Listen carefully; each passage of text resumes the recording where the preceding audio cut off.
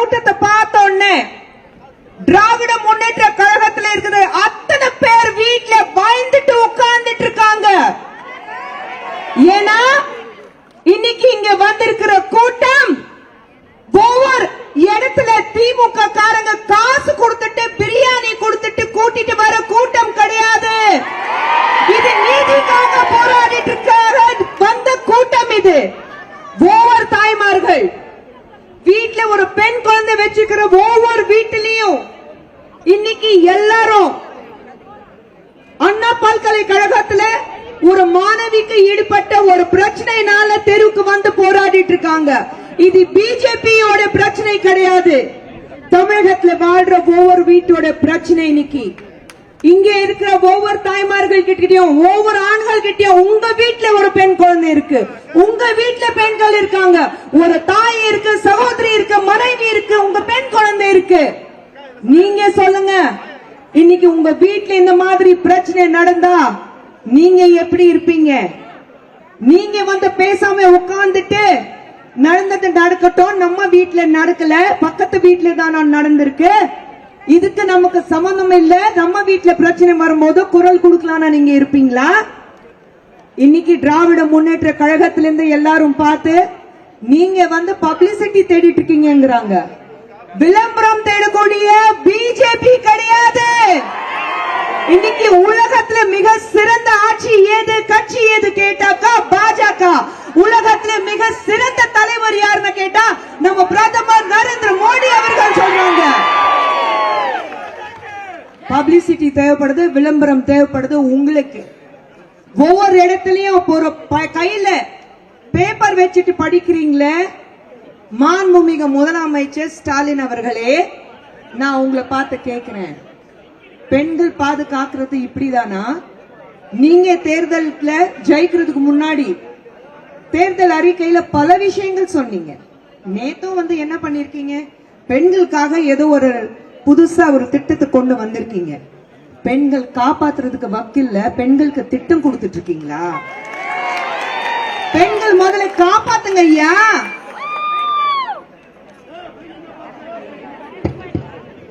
பெண்களை முதல்ல காப்பாத்துங்க. பெண்களை எப்படி பாதுகாக்கணும்னு முதல்ல கத்துக்குங்க. நீங்க இன்னும் எந்த காலத்துல இருக்கீங்க? பெண்களுக்கு சுயமரியாதை சொல்லி கொடுத்தவர் டாக்டர் கலைஞர் அவர்கள். அவர் குடும்பத்திலிருந்து வந்தவங்கள நீங்களா?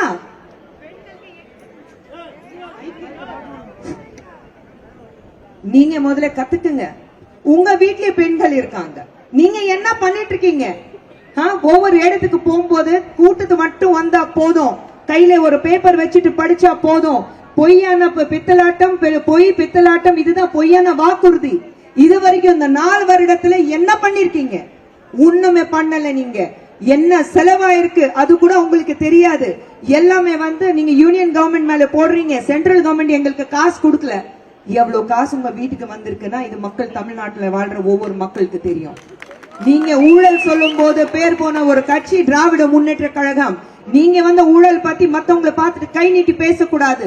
ஒரு பெண்ணுக்கு வந்து ஒரு இந்த மாதிரி வன்கொடுமை நடந்தா, அதுவும் பாலியல் ஒரு தொல்லை நடந்தா, நீங்க கட்சிக்கு அப்பாற்பட்டு இருந்து முதலமைச்சருங்கிற முறையில முன்னாடி வந்து ஏன் மண்ணுல கண்ணகி பிறந்த தமிழ்நாட்டுல ஒரு பிரச்சனை பெண்ணுக்கு வந்திருக்குன்னா முன்னாடி நான் வந்து நிப்பேன், ஒரு அண்ணனாக வந்து நிப்பேன் சொல்லக்கூடிய ஒரு முதலமைச்சர் பெண்களுக்கு எதிராக இவ்வளவு வன்கொடுமைகள் நடக்கும் போது பார்த்தும் பார்க்காத மாதிரியும் நீங்க சைட்ல போயிட்டே இருக்கீங்க, ஏதோ நடக்காத மாதிரி.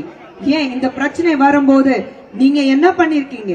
இம்மீடியட்டா ஒரு போலீஸ்காரங்க என்ன சொல்லிருக்காங்க? எங்களுக்கு சார் சொன்னாரு, அதனால்தான் அந்த ஞானசேகரன் நாங்க விட்டு வேண்டியதா இருந்தது. யார் அந்த சார்? யார் அந்த சார்? இன்னைக்கு இருக்கிற காலத்துல ஒருத்தர் இங்க நின்னுட்டு இருக்கீங்க, மொபைல் போன் ஆன் இருந்தா நான் சென்னையில உட்கார்ந்துட்டு உங்களை ட்ரேஸ் பண்ண முடியும். காலகட்டத்துல யார் அந்த சார் போன் பண்ணாருன்னு உங்களால கண்டுபிடிக்க முடியல. இன்னைக்கு இந்த கூட்டத்தை பார்த்துட்டு 2000 போலீஸ் அங்க நிக்கிறாங்க. போலீஸ்க்கு இருக்கிற அதிகாரம் இல்ல, அதை எப்படி யார் அந்த சார் கண்டுபிடிக்கிறதுக்கு உங்களுக்கு வக்கில்ல. இது பார்த்துட்டு பயந்துட்டு 2000 பேர் போலீஸ் வந்து பெண்கள் வந்து பாதுகாக்கிறதுக்கு வந்திருக்கீங்களா?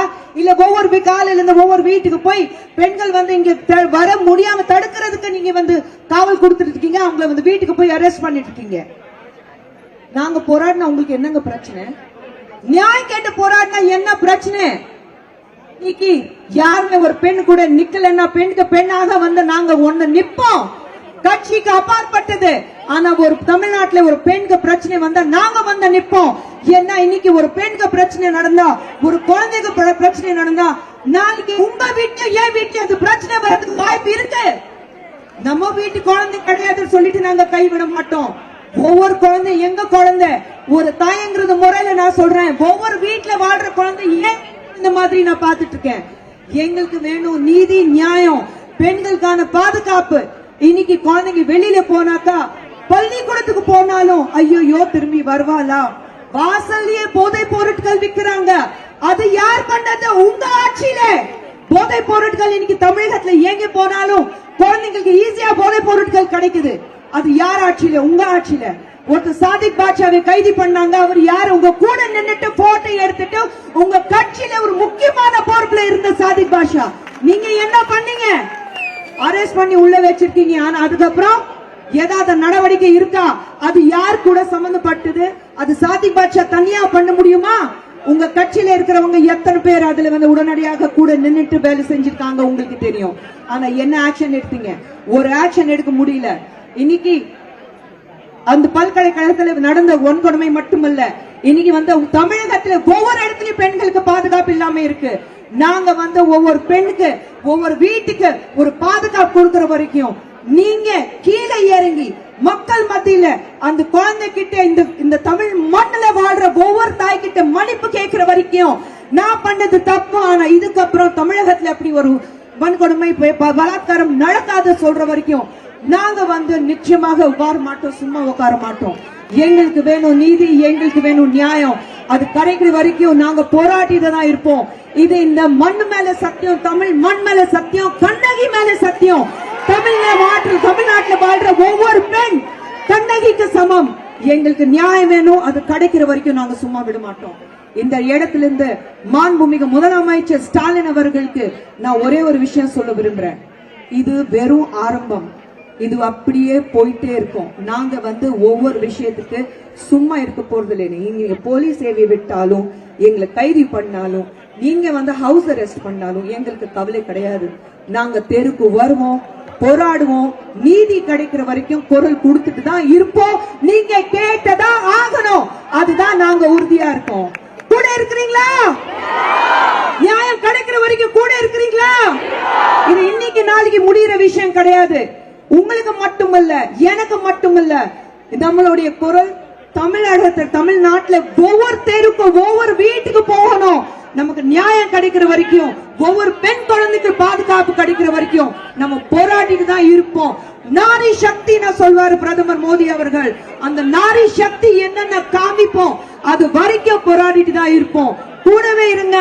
நம்ம வந்து இது நம்ம போராட்டம் கிடையாது, தமிழகத்தில் வாழ்ற ஒவ்வொரு பெண்ணோடைய போராட்டம் இது. இது நம்ம கூட இருந்துட்டு நிச்சயமாக அந்த மாண்பு மட்டும் இல்ல, மத்தவங்களுக்கு இதுக்கு முன்னாடியும் நடந்த அத்தனை கொடுமைகளுக்கு நமக்கு பதில் வேணும். பதில் அளித்தே தீரணும் முதலமைச்சர் அவர்கள். சோ கூடவே இருங்க. நாங்க உங்க கூட இருக்கோம். சொல்லுங்க பாரத் மாதா K shame on you Stalin, shame on you Stalin, shame on you Stalin. Bharat மாதா கி. கொஞ்சம் அக்கா, அந்த வெளியில வந்திருக்க மீடியாவுக்கு போட்டோ கொடுங்க.